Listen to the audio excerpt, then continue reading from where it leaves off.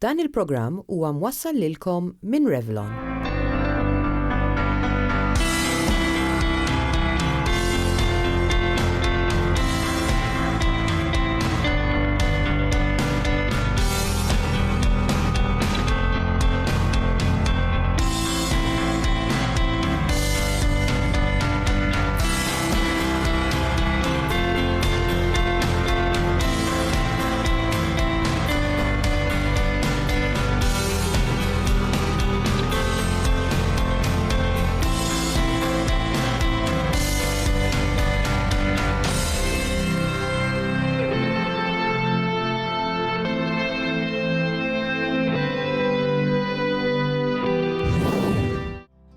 Għandi tifla fil-klassi, dejjem teqret li qed tuġaħħa rasa.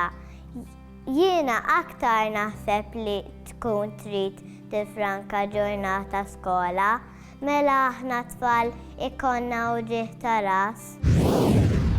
It-tfal fil-fatt ukoll jista' jkollhom uġieħ ta' ras. Din tista' tiġi kkawżata minn ħafna affarijiet, tista' tiġi kkawżata minn ċertu mart li jintiret bħal l-emikranja, tista' tiġi kkawżata minn sempliċiment imnieħer miżdud, tista' tiġi kkawżata minn xi deni, anke xi kultant ċertu mart bħal meningitis tista' tkun serja. It-tfal jista' jkollhom tipi differenti ta' uġieħ ta' ras. Uġieħ ta' ras marbut ma' xi infezzjoni, emikranja, kif ukoll uġieħ ta' ras li jista' anke ikun kroniku. Jekk tfal ikollhom familjari li jbatu bl-emikranja jew b'uġieħ ta' ras kawża ta' stress, dawn jistgħu jkunu fatturi ereditarji? Iva, l-emikranja ħafna drabi dejjem ikun hemm xi ħadd fil-familja li jbati minn din il-kundizzjoni. L-emikranja fil-fatt hija uġieħ ta' ras illi tkun ukoll assoċjata ma' problemi oħrajn ħafna drabi jkunu problemi sensorji bħal pereżempju uġieħ ta' ras assoċjata ma' problemi bil-vista ta' dak il-ħin, uġieħ ta' ras assoċjata ma' uġieħ ta' żaq, hemm min jgħid li mal-uġieħ ta' ras ikun hemm riħa stramba, affarijiet hekk. Din fil-fatt ħafna drabi tkun tintiret. It-tfal żgħar ma jkunux jafu jgħidulek li għandhom uġieħ ta' ras, u għalhekk huma l-ġenituri li għandhom jagħtu każ ta' xi sintomi li minnhom jistgħu jindunaw li verament hemm uġieħ ta' ras. Jiddependi minn ħafna affarijiet. Ħafna drabi tfal li jkollhom uġieħ ta' ras li tkun sinifikanti ħaj jibku u jagħmlu ċara ħafna fil-fatt ikunu muġuwin. U fil-fatt jekk ittihom ċertu mediċini bħal paracetamol li jista' jtaffi dan l-uġieħ, ħafna drabi dan jimprovja u tfal jikkalmaw. Però jekk it-tfal jgħidu li għandhom uġieħ ta' ras u mbagħad wara ftit tarhom jilagħbu u jaraw it-television, ħafna drabi dak li jkun jaħsibha darbtejn. Però ovvjament għandna nieħduha bis-serjetà u nkellmu tabib jekk it-tfal ikun qegħdin jikkomplejnjaw iktar spiss. Ovvjament hemm affarijiet oħrajn irridu naraw jekk qed ikollhom uġieħ ta' ras u jkollhom id-deni pereżempju, jew inkella jkollhom xi uġieħ ta' ras li tqajjimhom bil-lejl, jew assoċjazzjonijiet ma' xi ħaġa oħra bħal ikunu qegħdin jirremettu jew ikun hemm xi affarijiet oħrajn li mhumiex tas-soltu, għandna dejjem nieħduha bis-serjetà. Għalkemm forsi ħafna ma tantx jemmnuha, però tfal ukoll ikollhom ħsibijiet u nkwiet li jtelfuhom mill-attivitajiet tagħhom ta' kuljum.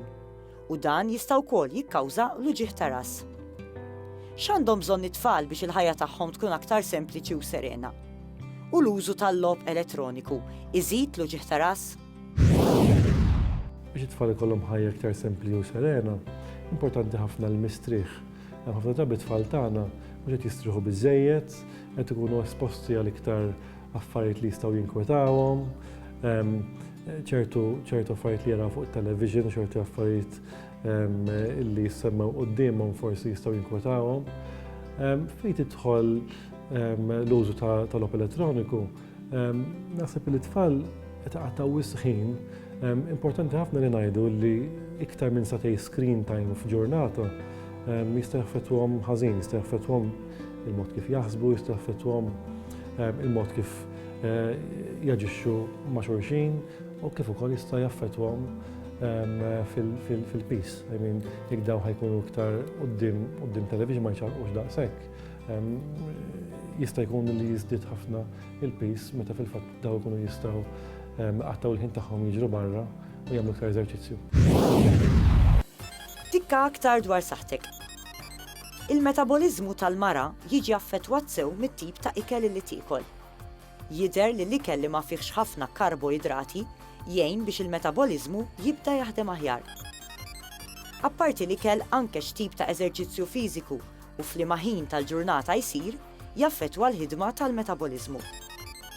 L-istudju juri li persuna li tkun fuq dieta li 30% minnha hija karboidrati tista' faċilment tinnota tibdil fil-metabolizmu. Skont dan l-istudju u rakkomandat li l-persuna tiekol madwar 40 minuta wara li tkun waqfet mill-attività fiżika tagħha, ħalli bekk il-metabolizmu ikun sab postu. Issemmit ukoll l-importanza li għandha tingħata għal porzjonijiet, kif ukoll l-importanza għal li wieħed jixrob l-ilma ta' spiss f'kull ħin tal-ġurnata. Tikka aktar dwar saħħtek għada.